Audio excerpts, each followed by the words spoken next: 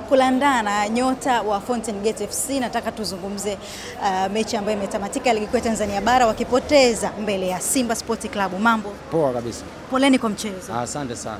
Imekuwa ni mechi ya namna gani kwenu kucheza kwa hali mlionayo? Mechi kwa kwanza tunapenda kumshukuru Mungu, tumeweza mchezo salama, tumepambana, kila mtu kaona, aliangalia mpira.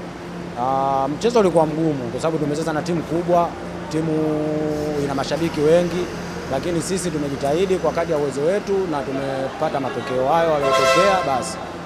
Ulikuwa unawaambia nini wenzao, kwa sababu pale kwenye timu ambao mlikuwepo watu ambao ni wazoefu Kongo mlikuwa ni wachache sana, kwa sababu amzidi hata wanne?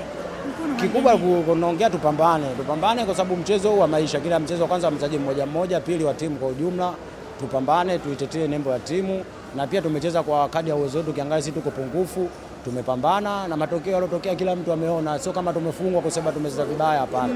Tumefungwa kutokana na makosa ya mchezaji mmoja mmoja. Kipindi cha kwanza mmecheza vizuri sana, kuna wakati nyinyi ndio mlikuwa mnaonekana kushambulia zaidi Simba. Kitu gani ambacho kocha Dennis Kitambi alikuwa anawahamasisha? Mwalimu kwanza anapenda timu icheze kwenda mbele, na timu ikicheza kwenda mbele lazima mpira utamalizika kwenye goli la mpinzani. Na tumecheza, tulikuwa tunajitahidi kwenda mbele, na pia tumepata nafasi tumeshindwa kuzitumia. Tutajiandaa katika kiwanja cha mazoezi ili kurekebisha katika mchezo wetu unaofuata tarehe 28. Nataka kujua, kabla ya mechi hii ilikuwa nazungumzo mengi, ndio kuna wachezaji wengine hawajacheza siku hii ya leo.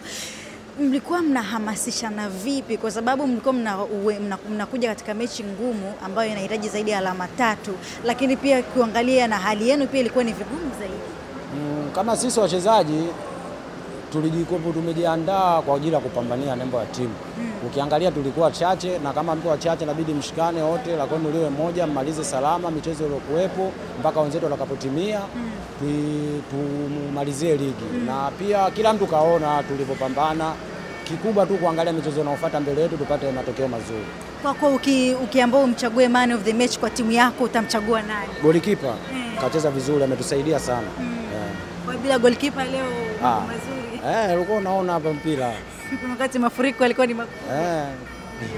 Na kwa upande wa Simba? Upande wa Simba Kamala pia akacheza vizuri. Bwana Kulandana, nikushukuru. Asante sana.